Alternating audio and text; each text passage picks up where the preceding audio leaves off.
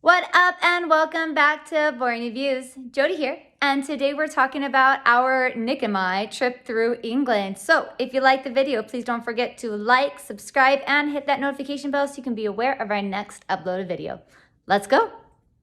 So sadly enough, we left Scotland. We left Edinburgh and headed down to York. The train ride was lovely. We met a couple people on the train who were super friendly and very helpful, and we chatted with them for a little bit. And then we got to our hotel, which was the Principal York Hotel. It was beautiful. It was built in the 1800s and just a really unique experience. The rooms are rather warm and small, but it was still cool to experience this beautiful hotel. But what I am going to say is that our hallway leading to our room was 100% haunted. So in a second, the video is going to come up. I recorded several videos of this hallway and not one showed up like this. Will I turn on and walk down?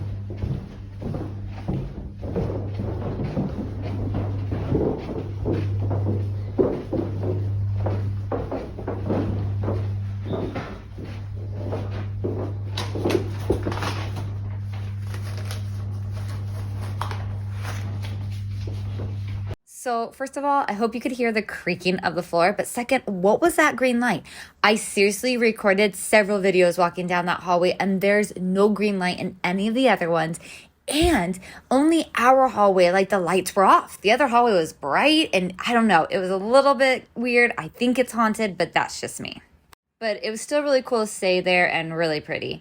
We dropped off our luggage and went to walk around a bit, but Nick wasn't feeling the best, so we stopped off at this 45 Vinyl Cafe, and it was super cute. The menu had puns off of bands and song names, and they had a little record shop in the corner, and it was just kind of a nice little place to stop, have a bite to eat, and relax before heading back out. And there's Nick on his phone because he really was not feeling well at this moment. But we still walked around, took a few photos. This house was absolutely beautiful. And then we walked around town and we weren't necessarily like in the heart of York at this point. We were in York, but we were kind of on the outskirts, not quite in the city center. We stumbled upon this bookshop that had rare books, and I bought a Jane Austen novel, Sense and Sensibility, that was published in the 1800s, and like it was the actual copy from the 1800s. So that was really cool.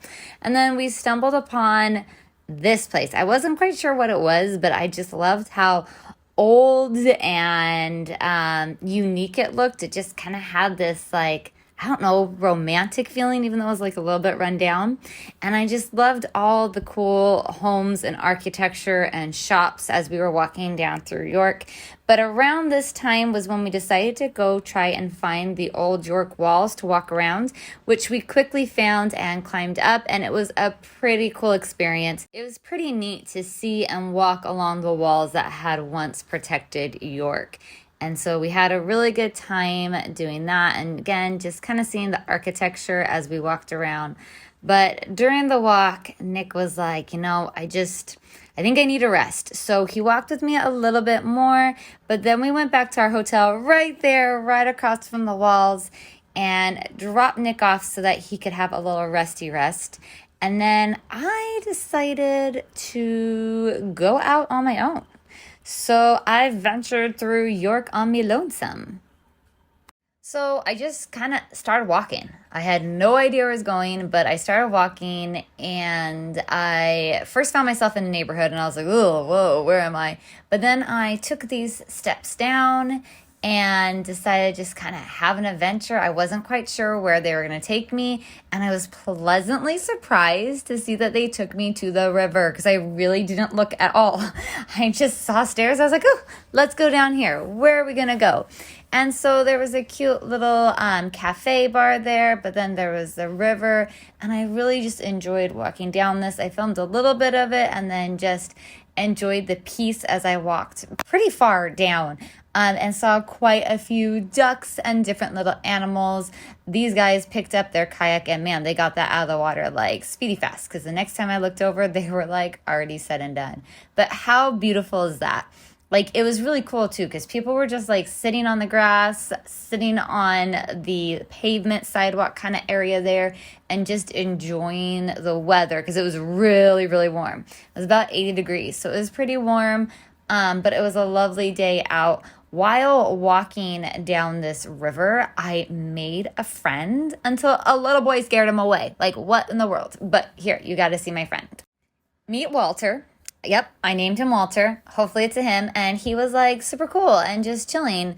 And he like kept walking closer to me. So I kept backing up. And then he started speeding by. And I'm like, why are you speeding by? And then I realized Child was running with him. But these guys kind of hung out with me. So we became friends. So it's Walter Jr. and Humphrietta. So Walter Jr. did stand a lot, though, and protected Humphrietta, and, that's cool. And then while walking, I stumbled upon the York Museum Gardens, and they were beautiful. Look at those flowers. Oh, my gosh, I was in heaven. And then I found the Roman ruins. Oh, my goodness. They were so incredibly stunning. So I had to take a video and take pictures of all the different areas, and it really wasn't crowded. There weren't a lot of people around, which was really nice to enjoy and just see these little bits of history that have remained. And it's just super cool that it's still intact, to a degree, and that people are very respectful of it. I mean, some people, even though that there was a sign on that said, please do not climb, people were sitting kind of all over the rocks and taking selfies and whatnot. But it was really cool to see that it was still in the ground and just kind of neat. Oh, look, there's that guy taking a picture of his wife. She took a lot of pictures, I'm just saying. But she was having a good time. She was enjoying the experience right in front of the arch, and it was pretty cool. But I was on my lonesome, so there were no photos of me. Just this wonderful video that you got to watch in portrait to get the whole thing. But I will do landscape next time. I really thought it was cool about finding some structures in the ground still, and so I just did a lot of videos of this. And then I kept walking and found York Minster. This thing was ginormous. It was absolutely huge. I didn't go inside. I had already gone inside St. Giles, and we did go inside another cathedral later on. This was a different type of church. It was like Old Mary's, and the bell rang all the time. I really wanted to find shambles after this, so I just started walking down streets that I thought were beautiful and cool, and then dun-dun-dun, I stumbled on shambles. Bloop, bloop, bloop, bloop, bloop. Now, what I will say is it was crazy packed, like absolutely nutso packed, and I was up at 4 a.m. the next day, and I was like, Nick, I'm going to go down to shambles. And he's like, not at 4 a.m. You're going to get like kidnapped and nobody's going to know. So I went down at 8:30 and it was hardly busy. Though people were already in line for a ghost shop, it was still pretty cool to walk through shambles. There's this adorable little shop that comes up on the left. It's right next to that pink shop on the left side, if you can see it. It's called Little Saffrons, and the owner is so sweet. She was super sweet when I went in the day before, and then while walking down this, she happened to be leaving her shop to go get some breakfast. So we walked down the alley and chatted a little bit, and she was absolutely adorable. So I totally suggest going into her shop because it was super cute. But it was just really, again, neat to see this cute little town. Oh, look, there's the owner. Hello, owner. And these were the people waiting in line for that ghost shop. But there's her shop, super cute. But yeah, I just really loved the old buildings down the little tiny alley. And then, of course, naturally, I had to get a picture next to the river. I mean, come on. And again, I know I'm weird, but we just don't have architecture like this in Vegas, so I loved it. I picked myself up some yummy pancakes on the way back to check on Nick, who was really, at this point, rather ill. We were actually pretty worried because Nick was really sick and he couldn't even get out of bed. But we were due to go hang out with our good friend Ajjad and his family, and they took such good care of Nick. Like, he totally was able to rest and be taking care of them and felt so much better by the time we had to leave. However, while Nick was resting, Ajjad, his wife, and I went to Lincoln, and we saw the Lincoln Cathedral, and it was so beautiful. Smile! Hello. It was so pretty. We went inside and did a tour and were able to see all these rooms. This room right here was like a prayer and memorial service room. And I thought that like little stamp on the floor there was pretty cool. and unique because I didn't see too many of them. And then we went into this room, which was like kind of a prayer room where priests would go and pray for the souls of people who died. And they hired this very famous painter who painted this, and they want to be very like wool based on the town and the sheep. And it turns out he painted his lovers in it. So the guy that was holding the sheep, who's supposed to be Jesus, is actually one of his really, really good friends, if you know what I mean. And then right over here, supposedly the middle lady is the sister to Virginia Woolf, who he had an affair with, and the child is his as well. And if you look at the gentleman with less clothing to the right, you'll notice some body parts are accentuated, and those were his very, very good friends as well. I just gotta tell you, this man had guts to paint that in a church, but it was still absolutely beautiful. We went and saw the courtyard and learned that all the beautiful peaks and arches, beyond just being decorative, are also structurally functional. They help keep the walls from bowing out. And I think that it's pretty incredible that a cathedral that was built in 1072, that fell down during an earthquake, except for one small part, that was reconstructed in the 1100s, is still standing today because they knew how to structurally build these buildings where like they lasted hundreds of years. So it was really, really neat to go around and see everything. And then Taj, Ashdod's wife, found this little guy here randomly, and he was like nowhere else in the cathedral that we saw. So that girl has got some, observation skills. Oh, and look, there she and I are. Aren't we cute? Nick and Ashdod hung out and talked quite a bit throughout the trip, especially as he was feeling better. It was really nice to get some medicine in him and give him a place just to rest and relax, but to be able to still hang out with friends. And we truly appreciated our time with Ashdod and his family. A couple days after staying with them, Ashdod took us to London. And here's a moment from Nick. Okay, so made it all the way to London to watch the Ashes here at Lord's. But England, there's cheering.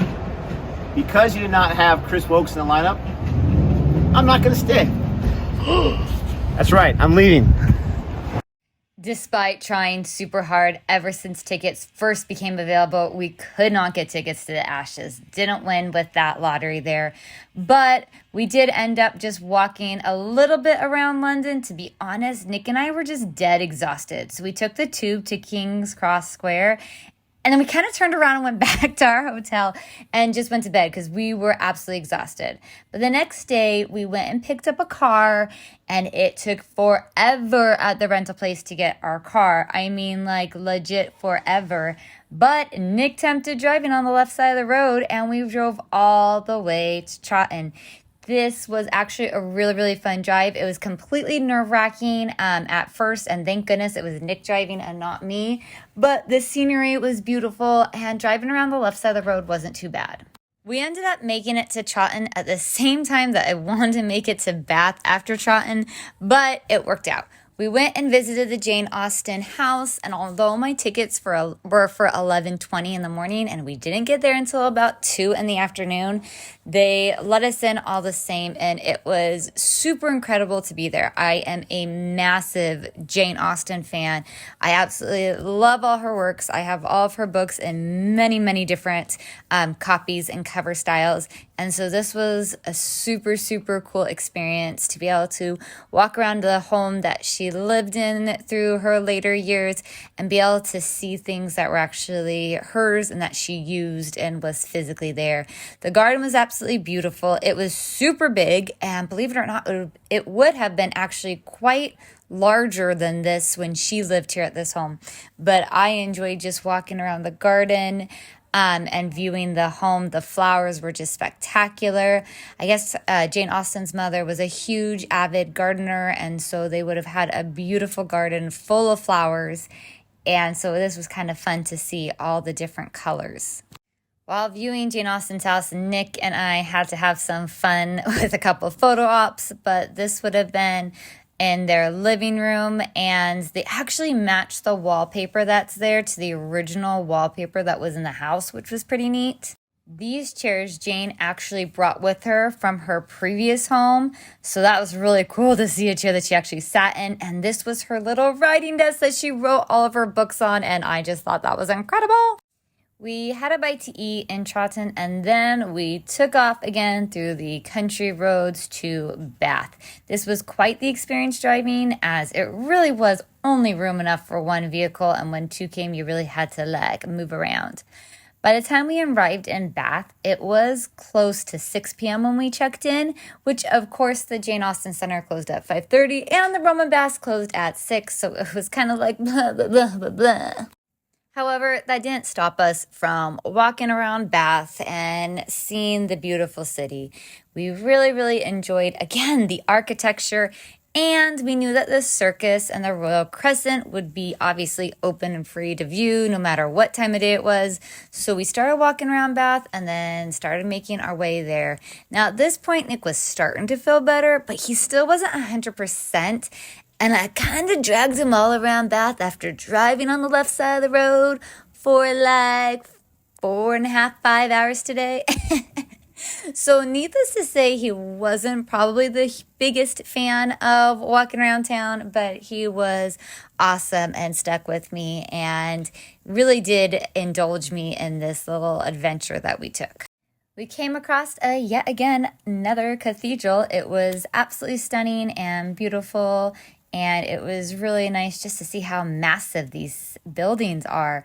And then we made our way to the circus, which was a super cool place. We're going to travel just a little bit here past all the beautiful architecture, and it was just right above this little road here that we found right here, this circus. It's like an entire circle of buildings that are supposed to be to-do and wa-la-la, so fancy. They have that little central park grass area, but it was pretty cool to see all of them.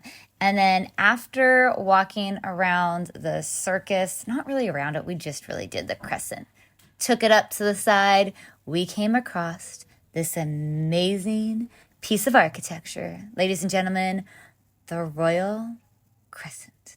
This was shown in the film adaptation of my favorite book, Persuasion. And I was like, oh my goodness, this is heaven. And I was just like totally geeking out in every way possible. And I think Nick probably thought I was crazy. But then, of course, we had to naturally take a picture of a door with the handle in the middle. But did I get the one that Jane Austen lived in for a very short time? No.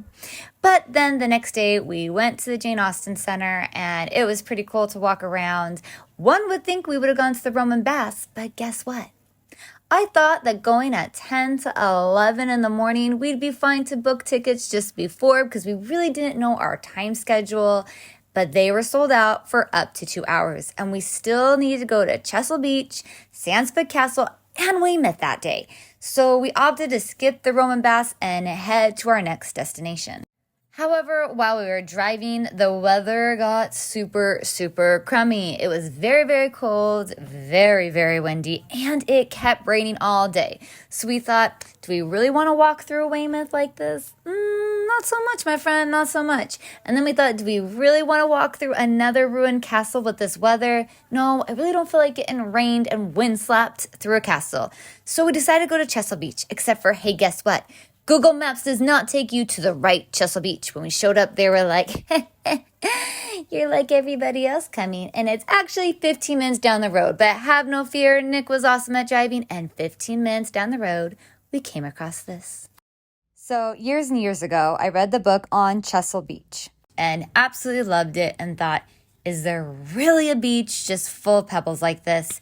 And so sure enough, we parked in the car park, paid our parking fee, video recorded this beautifulness. It really was like so freaking windy. It wasn't even funny. But then we walked on Chesil Beach, and it really is just all these rocks and pebbles. Oh my goodness. It was incredible. It was freezing, and you could feel the ocean water like lightly smacking you on your face. But seriously, it was super cool. Like if I had a blanket, I probably would just put the blanket out there and sat there for a while. If the weather was better, we totally would have stayed and had a picnic there. I would have even put my feetsies in the water, but that water right there was angry. It was fierce. It was like a woman PMSing. But no, seriously, it had some attitude. It was feeling a little spicy today, or that day, but it was still super, super incredible. After Chesil Beach, and since we were saying goodbye to Sandsfoot Castle in Weymouth, we decided to drive straight to Corfe. And oh my goodness, the flowers by the road were like, are you serious? Take your breath away. And then we got to Morton's Manor, which was super cute. And they gave us a key like this. And you actually had to use it to lock your door from inside the room. Oh my goodness. It was the coolest thing ever. I know it's kind of lame, but I thought it was like, just so cool. Just so cool. And from our room, you could see Corfe Castle from our freaking room. Oh my goodness. I was in absolute heaven. Totally worth the price of the place just for that view. I'm just saying. But I will say that my favorite place that we stayed was at the Doreen House in Bath. No offense to Morton's Manor. It was really, really nice, but the Doreen House was cute and nice, and the breakfast was amazing. But regardless, so here we were in Dorset, and we were ready to see the Corfe Castle, except for because we had our delay in the time, we obviously got there too late to see the castle. But we walked around town, saw the castle, ate some dinner at a pub, and I'm just going to say, you guys, the food portions in the UK are the same size as in the United States. I know you guys kept saying that the food's so small, but it's not. It's like super large. I hardly finished any of my meals. But after dinner, I did walk up to the Corfe Castle entrance. It was blocked, but it was cool because I knew that the next day, first thing in the morning, we were going to visit. So I enjoyed the beautifulness, and you bet your buttons that I had Nick up and ready to walk through those doors when they opened. Now, naturally, we were like 10 minutes late, didn't want to have to wait there for them to physically open it. But it was so picturesque just walking there the night before. I couldn't believe it, although I will say somebody started driving their car up here. Like legit tried to drive through a road that they were like, ooh, this is not a car alley, but a walk alley. But of course, I had to get up as close as I could to it, really, really get all the excitement in. And the next day, we went to see Corfe Castle, except that's in a different video, not this one. So here is your teeny tiny little sneak peek of Corfe Castle, which is over 1,000 years old, just saying. And it was amazing to die for. Such a cool experience. So check out our film about Corfe Castle if you want to see the info about it and the cool little places that we went to. So Nick, I have to ask you. That was a picture? Go ahead. No, I have to ask you, how's it driving in England?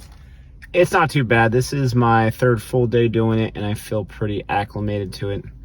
First day was quite the adventure.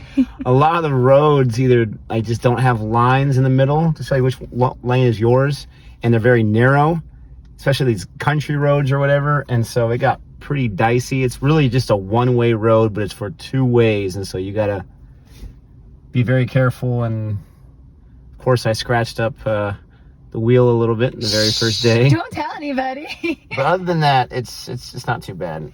Okay, I know we haven't driven into London, and we are going to do that today. Oh my. I know, so terrifying. But do you think driving in the little towns and villages was harder? Yes. Or the country? Yes, little towns and villages. Yeah. Little teeny tiny roads. And not knowing, as it's going around 30 miles per hour, what's coming, you have to stop and move to the side, or just go and hope you don't skid the car. But I do I don't like how the speed limit's not posted too regularly. It's like every 50 miles it'll be posted, so that's kind of frustrating. Or you're supposed to just know it's 70. I can never know. I look at the GPS on Google. Anyways, I do like the rest services because you just get right off the lane, do your rest service, get your gas, go to the bathroom, get some food, and you go right back onto the freeway. There's no exit and over ramp and lights and all this kind of stuff, so that's nice. And I do prefer the turnarounds. The roundabouts? Roundabouts, thank you, to traffic lights. Yeah, you've managed the roundabout so well. There were so many times I'm like, I don't know, do we turn right here? Do we keep going? But you've rocked almost all of them. They're pretty easy.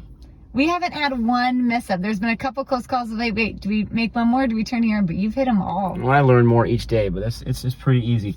Jod we stayed with, he gave me a little tutorial, so that helped. Thanks, Jod. You rocked it. All right, well, we're about to get ourselves some Starbucks and rest up, fill up the gas, and keep heading out. But say goodbye, Nick. Say goodbye, friends. Bye, Nick. Bye, friends.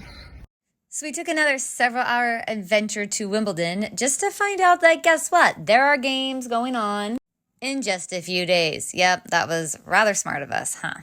But with that, we are heading off to Paris tomorrow. So check out our next film about Paris, and we'll see you guys later. Goodbye.